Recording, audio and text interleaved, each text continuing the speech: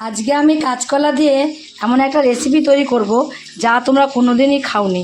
এইভাবে রেসিপিটা তো আমি আজকে কিভাবে তৈরি করব সেটাই তোমরা প্রথম থেকে শেষ পর্যন্ত পুরো ভিডিওটাকে দেখতে থাকো। আজকে কাঁচকলা রেসিপিটা আমি কিভাবে আজকে তৈরি করব। তার জন্য এখানে আমি বাটি মেপে 1 বাটি বেসন নিয়েছি। এবার আমি এর মধ্যে দিয়ে দেবো হলুদের গুঁড়ো, জিরের গুঁড়ো, লঙ্কার গুঁড়োটা, মশলা, চাট মশলা, পরিমাণ মতো লবণ, 1 চামচের মতো সুজি একটু মিশিয়ে নেব। আর এর মধ্যে যদি চাট মশলা একটু আদা বাটা দেওয়া যায় না, বেশি ফ্লেভারটা আসে। তার মধ্যে গরম মশলা আছে তার সঙ্গে এত সুন্দর একটা ফ্লেভার আসবে কি বলবো।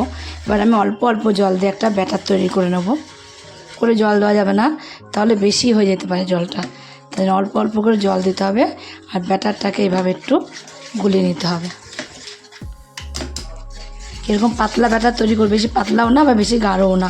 কীভাবে তৈরি করবো তোমাদের আমি দেখিয়ে দিচ্ছি। দেখো, এখনও ওর মধ্যে একটু জল দিতে হবে, খুবই শক্ত টাইপের হয়ে গেছে ব্যাটারটা। তোমাদের দেখিয়ে দিচ্ছি, দেখো কেমন হয়েছে। ঠিক এই টাইপের ব্যাটারটা হতে হবে, এর মধ্যে লেগে যাবে এভাবে। এরকম পাতলা হতে হবে, বেশি পাতলাও না বা বেশি গাঢ়ও না। পাতলা হলে কিন্তু ব্যাটারটা একদমই লেগে থাকবে না, আর বেশি গাঢ় করলেও কিন্তু একদম আঠালো ভাব হয়ে যাবে। তাই এইভাবে ব্যাটারটাকে রেডি করতে হবে, একদম পারফেক্ট ব্যাটার। আর যত ফাটাবে এইভাবে তত কিন্তু ব্যাটারটা বেশি ভালো হবে। এবার ফাটিয়ে নিয়েছি, ফাটিয়ে ব্যাটার আমি 10 মিনিটের মতন রেস্টে রেখে দেবো। কাঁচা কলা নিয়েছি, ব্যাটারটাকে তো এক সাইডে রেখে দিয়ে 2টো কাঁচা কলা নিয়েছি। কাঁচা কলাটাকে ঠিক আমি যেরকম আলুটাকে লম্বা লম্বা করে কাটে, ঠিক সেভাবে কিন্তু এইভাবে কেটে নেবো। তার জন্য মধ্যে দিয়ে 2 ভাগ করে নেব। মধ্যে 2 ভাগ করে খোলাটাকে ছাড়িয়ে নেব। খোলাটা যে খুব ভালো করে ছাড়াতে হবে এমন কোনো কথা নেই, হালকা করে ছাড়ালেও কিন্তু হবে। একটু গায়ে কিন্তু খোলা খোলা ভাব থাকলে অসুবিধা হবে না। এবার গায়ে খোলা খোলা ভাব রয়েছে, এইভাবে করেই ছাড়িয়ে নেব। একটাকে আমি তোমাদের দেখিয়ে দিচ্ছি কেটে, তারপরে একটাকেও আমি একই রকম করে কেটে নেব। এইভাবে করে আগে লম্বা করে কেটে নেব, এই লম্বা লম্বা করে কাটবো। একটাকে তোমরা যদি মনে 3টে ভাগ করবা, সেটাও হয়, মোটা হলে 3টে ভাগ হবে। আর সরু হলে কিন্তু এভাবে তোমার 2টো ভাগ হবে। এই যে এই পাশে যেমন 2টো ভাগ করলাম, এই পাশে কিন্তু 2টো ভাগ করব না, এই পাশে আমি 3টে করে ভাগ করব। এইভাবে করে 3টে করে ভাগ করব। একটু পাতলা পাতলা হবে, যত পাতলা হবে তত কিন্তু ভালো হবে। এই যে এইভাবে করে সমস্ত কলাগুলোকে আমি সবগুলোই কেটে নেওয়া হয়ে গেছে। এবার এগুলো আমি একটা বোলের মধ্যে তুলে একটু ধুয়ে নেব। আর একটু হলুদ জল দিয়ে ধোবো, অল্প একটু হলুদ দিয়ে দেবো এর মধ্যে, অল্প করে একটু হলুদের গুঁড়ো আর অল্প করে জল দিয়ে একটু ভিজিয়ে রাখবো কিছুটা সময়। তাহলে না কালো কালো ভাবটা হবে না, খাওয়ার সময় ভালো লাগবে, দেখতেও কিন্তু খুবই একটা কালার আসবে সুন্দর একটা। তা হলুদ জল দিয়ে একটু এইভাবে ভিজিয়ে রেখে দেবো। জলে তো ভিজিয়ে রেখেছিলাম, ওখান থেকে আবার তুলে একটা ঝুড়ির মধ্যে ভালোভাবে জলটা ঝরাতে দিয়েছি। আর এখানে ব্যাটারটাকে নিয়ে নিয়েছি। এখানে আমি দেখো 1 চায়ের চামচের 4 ভাগের 1 ভাগ এখানে আমি বেকিং সোডা দিয়েছি। বেকিং সোডা দিয়েও কিন্তু এবার আমি আর একটু ফাটিয়ে নেব। একটু ফাটিয়ে নিয়েছি। আগের থেকে বেকিং সোডা তোমরা কিন্তু দেবে না, বেকিং সোডা আগের থেকে দিলে ব্যাটারটাই কিন্তু রেখে দিলে নষ্ট হয়ে যাবে। ঠিক যখন তোমরা ব্যাটারে কোনো কাজ করবে বা তৈরি করবে ব্যাটারটা দিয়ে রেসিপিটা, তার কিছুক্ষণ আগে দিয়ে দেবে। তাই আমি দেখো ভালো করে মাখিয়ে নিয়েছি। এর মধ্যে রেডি করতে করতে এদিকে দেখো আমি গ্যাসে একটা কড়াই বসিয়ে দিচ্ছি। কড়াইতে কিছুটা জল বলছি কারণ দেখো কেমন কথা বলছি। কড়াইতে তেল দিয়ে দিয়েছি, তেলটা কিন্তু ভালোভাবে একটু গরম হয়ে গেছে।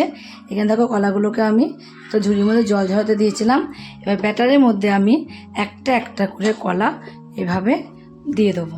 এভাবে ব্যাটারের মধ্যে কলাটাকে দিয়ে এভাবে একটু চুবিয়ে নেব। চুবিয়ে নিয়ে ঠিক এইভাবে তুলতে হবে, তুলে একটা একটা করে দিয়ে দেবো। তেলটা কিন্তু হালকা গরম হতেই দিতে হবে, বেশি গরম হলে কিন্তু দেওয়া যাবে না। তার জন্য এখানে দেখো 4-5টা আমি এর মধ্যে নিয়েই নিয়েছি। নিয়ে একটু ঘুরিয়ে ঘুরিয়ে উল্টে পাল্টিয়ে ব্যাটার থেকে তুলে তুলে এভাবে দিয়ে দেবো। আর হালকা গরম হতেই দিয়ে দিয়েছি, বেশি গরম করিনি, তাহলে ভেতর থেকে খুব সুন্দরভাবে ভাজা হবে। ডালের সাথে কিংবা তোমরা যদি মুড়ির সাথেও খাও সন্ধ্যাবেলা, দারুণ লাগবে দেখবে কাঁচা কলার এই রেসিপিটা। কাঁচা কলার রেসিপিটা তোমরা একবার না খেলে বুঝতে পারবে না যে তোমরা এটা কি খাচ্ছ। প্রথমে আমি অল্প করেই দেবো, আগে এই কটা আগে ভেজে নেব। ভেজে নিয়ে তারপরে বাকিগুলোকে ভাজবো। এক পিঠ হয়ে গেলে এই পিঠ আর এক পিঠ এইভাবে উল্টিয়ে দেবো। তোমরা তাক লাগিয়ে দিতে পারবে, বুঝতেই পারবে না কেউ যে তোমরা যেটা কী দিয়ে তৈরি করেছো। এত সুন্দর একটা জিনিস। এই স্ন্যাক্সটা তোমরা সন্ধ্যাবেলা যদি তৈরি করে খাও তাহলেই দেখবে যে কতটা ভালো লাগছে খেতে। আর এমন কিছু কিন্তু টাইম লাগে না, মিনিটের মধ্যে কিন্তু স্ন্যাক্সটা তৈরি হয়ে যায়। প্রথমে তো গ্যাসটা কমিয়ে এক পিঠটাকে ভেজে নেব, আর এক পিঠে উল্টিয়েও একটু দেবো। দেওয়ার পরে হালকা ভেজে নিয়ে তারপরে গ্যাসটাকে বাড়িয়ে দেবো। যে হাতের মধ্যে তুলে নেবো, নয়তো অনেকটা তেল সোপ করে নেবে যদি গ্যাসটা বাড়ানো না হয়। এবারে তুলে নেবো সবগুলোকেই। ওগুলো কমপ্লিট হয়ে গেছে ভেজে নেওয়া। কালারটা দেখলে বুঝতে পারছো কত সুন্দর ভেজে নেওয়া হয়েছে। আর সবগুলো ভালো করে তেলটাকে ঝরিয়ে নেবো, ঝরিয়ে নামিয়ে দেবো। সবগুলোকে তুলে নিয়েছি। তুলে নিয়ে বাকি যেগুলো আছে সেগুলোকেও আমি একই রকম করে ভেজে কমপ্লিট করে নেবো।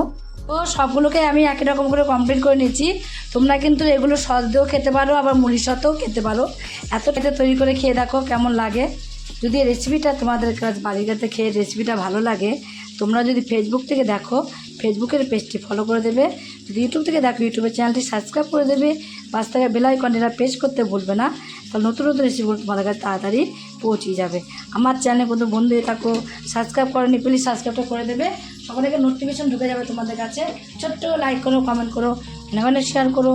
নমস্কার বন্ধুরা, দেখা হবে আবার পরের রেসিপিতে।